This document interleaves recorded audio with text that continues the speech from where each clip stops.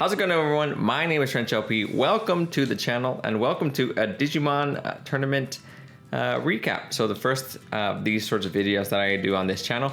I've been participating in Digimon in-person card game tournaments for the past few months. I ended up signing up for the TAK EVO Cup on July 17th and getting second place with Yellow Wargreymon.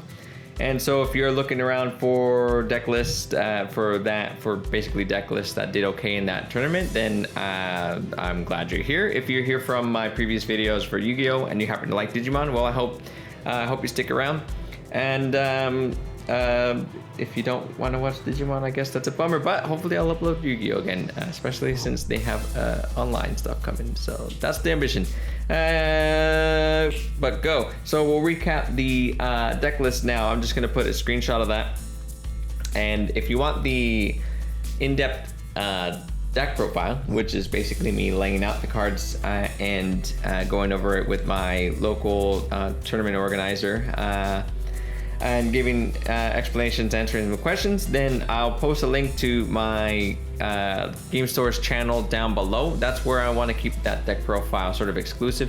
I used that deck list a week prior to the EVO Cup to win a box / alter art Lucemon tournament, and we ended up doing all right there. It was it was Swiss and top cut, I believe is what you guys refer, or what people refer to those kind of tournaments. So you end up playing 5 rounds, top 8 played knockout stages, and we ended up doing all right. We barely scraped by in 8th for that one, and then we ended up winning the knockout games and got first place in that. So I profiled that deck there, used the same exact deck list in the EVO Cup and got second place, winning my games and drawing 1. So we ended up 1 place below the guy who got first. That's how numbers work, first, second. And that fellow piloted green and won every single game. So good for him. So the EVO Cup was a 256 person tournament. The objective was to play out at least 7 rounds. I think it was the objective of 7 or 8. And you play until there's only 1 person who has no losses, or in this scenario, only wins. And that was Nated is the name of the pilot of the green deck. And we got lucky because everyone below us, we got losses. So they played 6, or they won 6, lost 1. I had my record is 6 wins and 1 draw. Although the first round was a win due to no-show. So a win by default, that's the best. That's the best kind there is. I feel like that is a bummer. I didn't expect to make it this far in the tournament, but certainly I didn't. If I did, I didn't want to have a game where there was a no-show. But I'm trying to get to the point where I sort of accept that, hey, I still have to win the games after that. Still didn't lose any games after that. And the last game I ended up playing was the decider. It was against someone else who was undefeated, and if I beat them, then maybe that was worth getting second place. So I don't know. Let me know in the comment section down below what you think of that. Is my legacy tainted? My legacy that I don't really have. Would that bug you as much as it bugging me? It is bugging me, but or do you not really care? Let's see. I suppose we can go over the matchups really quickly. I wrote down a bunch of stuff after each game, but I don't remember any of it. It's all in this chicken scratch here, but I can't read my own writing.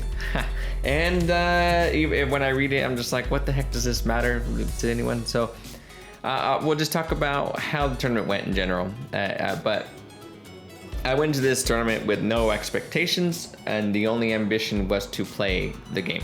I had been doing well with the deck lists I had in the past, and at the local level, I had played 3 tournaments prior to this locally, and won one of those, and top 4 in the other, and then won the top cut and Swiss one. So I had an okay record going in. I was confident enough that okay, I'm doing all right in this game. It's the first that I had really started doing well with this with the game. Prior to this, I was playing Megazoo. That was basically just to get me into the rhythm of this game and to kind of figure out what is it that I really want to do. Wargrey was just a deck that I really had in my mind previous to it coming out because I liked the style, how aggressive it was, and so I wanted to play that. And every week that I played in a tournament at my local level, I ended up altering the list. By the time the knockout rounds of that, Crest of Power tournament, so the tournament I played prior to EVO Cup, by the time that tournament came up, I was feeling really comfortable with the deck list I had, and felt like I finally hit something that I liked and that fit me. And it's not that different from a standard build. It probably is 3 or 4 cards off, which would be like the Magna Andromon. No one is playing that. I don't think I've seen a single list with anyone playing that. And maybe it's just that I got super lucky and managed to win some locals and get second at an EVO Cup with the Magna Andromon. But there were games where it made the difference for me, and it at the very least I say, well, it fits my style, or it fits my idea, where I just was getting irritated with the idea that I would if I dead drew and I drew all my ultimates, that hard playing a Wargrowl or an Angelwomon, where Wargrowl needs material underneath it to be worth a damn, basically, and Angelwomon needs it just feels a lot better to play her as a Digivolution because she has an excellent on Digivolve effect. I didn't want to hard play those, and so I wanted something, one tech as an ultimate in the deck list, that if I had to hard play something, that I could just drop Magna Andromon, get a +1 security, and if I drop a Wargrey on top of that the next turn, I net. And if I'm drawing bad, I don't really care about getting to 3 security. I don't mind that I've netted and maybe I'm still at 5 by the time the turn is over the next time I attack. But I also thought that it had synergy with Mastamon, who I play in this deck, where hard drop Magna the next turn, throw down the Masta, and I've netted at 0. My opponent has lost security. So that was my logic there, and it worked out. And I have a couple of raised eyebrows, and I still get them every time that I play the card, but I'm fine with that. And the other tech or card that I play in there that is slightly off, or at the time was slightly different from standard Wargrey deck list, is Mastamon. I played 2 of, and that, as you saw in the screenshot, which I'm a bit surprised it took people this long to, including myself, I suppose, to get onto the Mastamon hype train. But it plays in a similar style to Wargrey, in that you are basically getting rid of 2 security at least in 1 turn if you count Mastamon's attack. So you Digivolve, get rid of a security, and then attack, and then you get rid of a second. Wargrey typically wants an Angelwomon underneath it so that it can basically attack, pull out our Bushi, grab a security, do that again, and it's gotten off 1, 2, 3, 4 attacks that way, basically between the 2 Wargrey attacks and the 2 Bushi attacks. But Mastamon can execute that same play, especially with if you have Angelwomon underneath it. You play the Masta, get rid of a security, get rid of on both sides, bring back a Bushi from your trash, attack with Masta, get a Bushi from your hand, and you won't restand like Wargrey, but you have the other Bushi that you played from your hand with Angelwomon. I think the problem that most folk have with Mastamon in the deck list, or that they had before, was that they felt that the 4 cost was a bit expensive in terms of Digivolve effect. I think maybe they're ignoring the idea that if you play it when you have 4 or less security, and you have a Pulsemon in your trash, you basically still get it for a 3 cost. You Digivolve on top of an ultimate, trash a security, so you end up at 3 or less. Bring back a Pulsemon, and you basically, if you started at 3 memory, you give your opponent 1, and the Pulsemon gains you a memory. If you were at 3, you also draw, and then shenanigans ensue. So it's a very flexible card, and it allows you to work out of the trash, not just out of your hand. And so I don't feel as rough Digivolving Bushiagumons early. In the past, I felt like I had to hold them in my hand, and maybe I would have hard played something like like a champion or a blocker just to avoid digivolving on top of an in training for a baby for one turn and hope I see another rookie later. But now I feel like an excellent first hand, something I'm pleased to see, is a Bushi and a Pulse. So I digivolved the Bushi on top of my my baby, and then I dropped the Pulse to draw. And I've gotten 2 draws, and at that point, I'm a little more aggressive with my rookies at that point, because I know that I could probably either build one at the back and attack with little guys after that, or maybe put some blockers on it. But I know that Mastamon can come out and bring something back. Yeah, so let's just quickly do whatever the heck after that, rambling, whatever the heck that was. Let's quickly do a recap of the tournament as it went for me. Round 1 was a bye. Basically, my opponent no-showed, and I'm a bit bummed that if me doing well in a tournament had something like that happen, but it sort of is what it is. I still ended up having to win the rest of my matches. I'm trying to convince myself that it's all right, but let me know in the comment section down below if that would bug you as much as it's bugging me. But yeah, first round was a bye. At the time, I was looking to see how often that happened, and I counted 15 people who are also reporting no-shows. That was just when I reported mine, or when I quickly counted. And so there might have been more, or there probably were more rather. But that's how we started the tournament. Round 2, we ended up, notes, chicken scratch. Round 2, we ended up playing Shine Greymon. We won 2-1 in that matchup. I don't like it. I don't, especially when it just kind of fits against my style, which is to attack early and try and put pressure on the opponent. Even when the opponent doesn't have a Kari out right away, they can build a Rise Gray and get that Kari out and get a TK out. And if I've attacked with Wargreymon twice, they're already set at 3 security to get those to get Kari's effect off. And throughout the tournament, I basically had to be careful to not set my opponent at 4. Rather 3 security, so that they can because there was one point where I basically fed into, or I started aggressive early, and it might have been this game actually. I started aggressive, and then they built the Shine, or rather a Rise Greymon in the back, and then eventually Shine, and got themselves to 3 security between my 2 attacks, and we're just starting the turns off at 5 memory, and I didn't have my memory tamer, and the mirror is already hard enough if you don't have one. It's basically whoever gets it first is going to win, in my opinion, or at least has a good chance of winning, just because they have the advantage in choking. But this one, the Shine Greymon variant of Wargreymon, which is what this was, just has the advantage of they also have the Karis, and they can start up at 5 memory by the time they get 2 of them out. And so that was one of the games I ended up losing because I was too aggressive.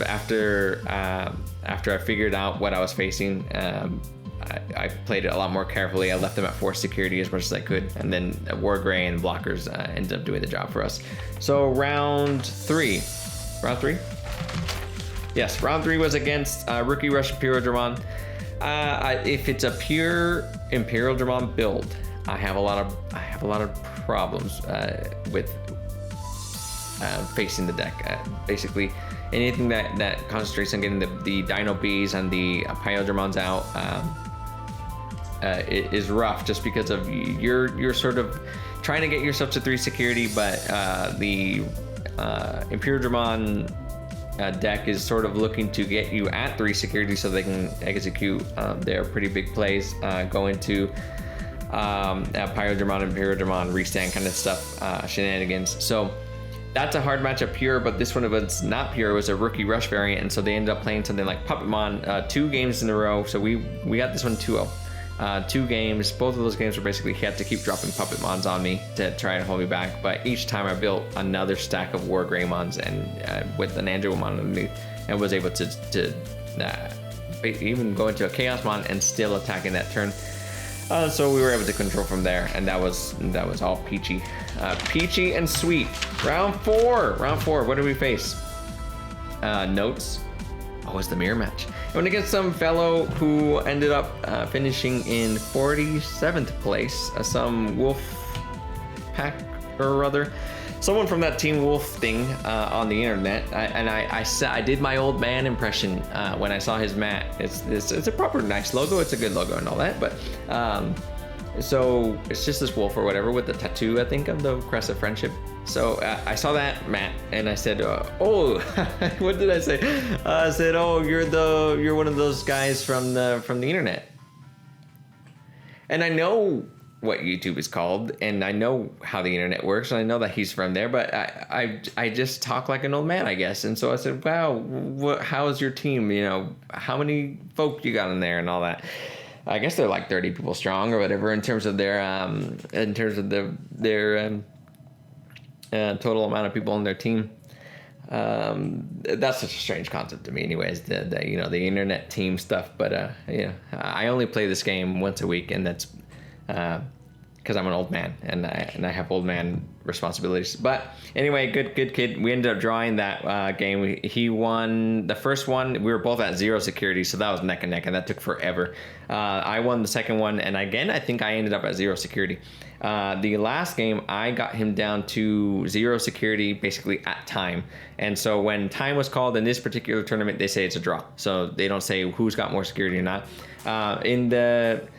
It basically ended on his turn, and he could have cleared my board, so it's not like I had game next turn. And I ended up drawing a couple cards. That game would have kept going. That game, it was not over, even though I had him at 0. The way that Wargrey works, it can recover because they play Lucamons and they play blockers. So it wasn't straight. Once he cleared my board, then he'd have board presence, and I wouldn't. So it could have easily swung the other way. I think I would have been able to sneak it if I just needed a Bushi and a blinding ray, and he knew that. But I didn't have it in hand, and that he was taking. I didn't mind that it was a draw. It was a good match. That was the first raised eyebrow I got for playing Magna Anjuman, and he's saying something about his. Anyway. It didn't do anything that game, did it? I don't think so. So anytime anyone tells me like, Magna Anjuman, that's kind of spicy, I think what they mean is, well, that's not a very good card in this deck, but I just want to play it. Mind your own business. Round 5, what do we, we went 2-0 against Security Control. This guy was funny. This guy ended up finishing in 51st, and I play against someone in my local level whose deck I feel prepared me for this quite a bit, and so basically I knew, okay, I'm not gonna go for it. I'm not gonna go for a game until I have my Mastamons. And Mastamon absolutely put in work, and we got cheeky at the. I don't know if I ended up attacking with any Wargreys. You know what? I think I did, because he was dropping Chromons and Magnadramon, so vanilla monsters to try and climb up to like a Chaos of Alderam, I assume. It was just giving me too much memory to work with, and the security wasn't quite doing it for him. It wasn't in his favor that game, and Mastamon ended up spitting out a bunch of Bushi Agumons from trash and from hand, and I ended up attacking a couple times. And what did he say? He's like, "Yep, that's a very Wargreymon field," and yeah, it is. It's basically one of those decks where you have first, before you attack, you have one big Digimon, and then by the time you're done, you have 4. Or 3, good matchup for me. I think by the time I ended up getting into that, after preparing with my local companion, or tournament, I'll call him a friend. So game, let me see here, game 6, round 6. We ended up playing the 16th place, or whoever finished in 16th over this. It was a green deck. It was the first green we saw all day, and something that I was kind of concerned with overall. I'm actually not sure how I feel about the match in general, green. You would think I'd know by now, but I think it depends on the style of player. So we were basically playing chicken the whole time, where we're raising Digimon in our nursery, and then kind of poking from with a few things here and there. And game one didn't seem to be playing download. Yeah, I put down on my notes, he had none of his Digimon with download. I don't think he had a Digimon with download in his or Digisorption in his deck. But he got a Nidhoggmon early and it cleared out my Wargrey and another Digimon. But I think that's the last real aggressive play he had. So I was able to, how did I beat that? I think, Wargreymon and Mastermon eventually combined, I think, to get me that game. So I was able to climb back from the Nidhogg. I don't think he had a follow-up after the Nidhogg. That's what ended up happening. Game 2 was that one of those games of chicken where I lost completely. I don't know what came over me. It's one of those things where you just don't. You play a card in a high-level tournament, and you don't want to say, "Oh shoot, that's not what I meant to do." I did that. I had an Angelwomon on board, and that was basically controlling. Did security attack -2 on its and my opponent's Lilimon in the past turn. So we both had ultimates, and we both had. I was ready to get. Oh no, I did have a Mega. I just digivolved into a Mega, into my Wargrey, and no, I didn't. I had an Angelwomon, and he had a Hercules Carboteriumon in the back. And for some reason I thought, well, you know what would be swell is if I move out my Angelwomon. And I thought if we're split second, I didn't even think it, because I knew we were basically playing this game of, well, we'll put this board out when we can finish off basically who blinks first. And I blinked with no plan because I thought, well, that won't do any good. But by the time my head said, don't do that, I moved the Angelwomon out, and I said, well, you can't just take things back at this level. And so I fed him my 2 Digimon and never came back. He just went, all right, I'll bring out Hercules Carboteriumon, rest that. He had a Mega Carboteriumon underneath that. So he was just attacking me and getting security, trashing security, getting security checks. Lilimon rested my other Angelwomon. He just smacked that. And it was done and dusted within like 2 turns after that. Game 3, he bricked. I think he had to keep playing his champions for 5 and 6, and that was too much. Too much memory to give a Wargreymon build, because Wargreymon does not care if you have a blocker out, and I just kept attacking him. And there were the security for green, unless you run into like a flower cannon or a needle spray, it's not going to stop you. So then we ended up not paying for our mistake in that second game. So that was, yeah. Round 7, which was the last round, it was basically at this point in the tournament there were 4 people undefeated, and one of them is a chump who named Trench LP, so it was paired with the first table was 2 fellas who didn't lose who won every single game, so there were 6 wins, and the table 2 was 5 wins and 1 draw. And so at the time I didn't even realize how close I was to second. It hadn't dawned on me that I would get some sort of, I thought top 10 or something, at this point, because every round that went by that I didn't lose, there was no time to think about it. By the time you were like, oh great, that was a good win, it was already time to move on to the next round, or I'd grab a snack or something like that. So there was no time to think about it. This is when I really started to think, well, I'm doing okay because I'm in the last round and I haven't lost yet. The guy I was facing was saying, yeah, I think whoever of us wins will get a top 8, just because of the way the numbers work out. And I thought, well, that would be swell. And game, this was against another Shine / Wargreymon build. This guy ended up finishing 14th after our game, so I feel really bad that I ended up knocking him down past top 8, but it was at the point where first place was on how many points were they on? All wins, so 3 times 7, 21 points. I was on 19 because it was 6 wins and a draw.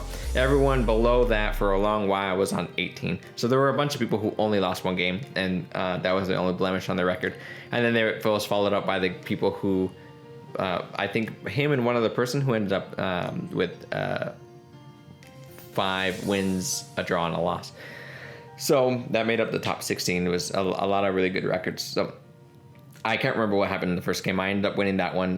Game 2, did I win game 1?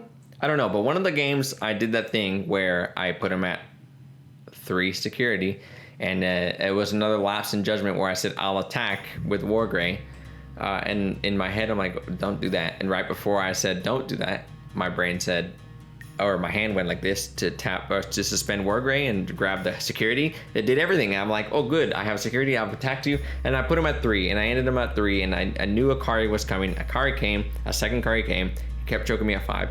And so game 3, I was the most disciplined I could be in the tournament. And I just kept him at 4. So I did that, I did that because I didn't see any Lotmon in the first games, and I didn't see any Blinding Ray. So I didn't think he would end up manipulating himself 2-3. So I thought I'll poke for 4, and just in case, because these games are getting close to time, just in case I need to keep going. And I was at 4. How much security was I at? I don't know how much I was at, but he was at 4 when time was called, and we were basically set, and they said, all right, time. So 5 minutes from then.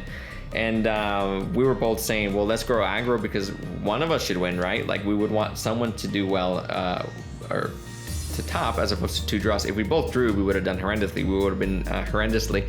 I think we wouldn't have even made top 16 just the way that other wins ended up lining up. But I had a at the time that on the very first turn, so turn 0 of time, I had an Angelwomon on board, a Wargreymon, no, a Chaosmon with was another Wargrey. It was a Wargrey with Wargreymon underneath, and I had 2 Blinding Rays and a Mastamon in hand, a Bushi in trash. I think another. Oh, you know what? It was a Unimon on field, Wargrey with Wargrey on field, and so I had to build into the Angelwomon. Basically drop my 2 Blinding Rays. I just did that because I said, forget it, let's go. And I kept digivolving to draw the Bushi. That's what I needed. I wanted to draw the Bushi. So I got the Mastamon, put him down to 3. I had the Bushi in hand, and with Mastamon was able to bring out another Bushiagumon from, I keep calling it Bushi? Anyway, Bushiagumon from trash. So I ended up with 5 or 6 attacks after all was said and done, and stole the game in the last in time basically and was shocked to find that ended up getting me 2nd place. So yeah, it was a whirlwind of a tournament for sure. I think the play that I liked the best in terms of or the Digimon that ended up being sort of an MVP, aside from Wargreymon being kind of an engine and helping you get to 3 so you can get your Upamons going and your Angelwomons going, is Mastamon. Mastamon just did it. It ends up being so you don't have to attack into security, and you can still do Wargreymon things with Mastamon. So yes, I would call Mastamon the most valuable Digimon, or the card that came in clutch, the card that ended so many games for me in my favor. But yeah, that's it. This is a long, holy deep blue sea. This is a long video. I didn't want it to be. If you stuck around this long, well, that's just swell. So I think we'll sign off. Expect more Digimon videos from me just because I like the card game right now and I'm doing okay at it. I feel like I can finally talk about something because I'm doing okay at it. So if you liked this video, leave a comment section down below. If you didn't, also let me know. Do stuff like subscribe and all that crap. And yeah, I'll see you next time.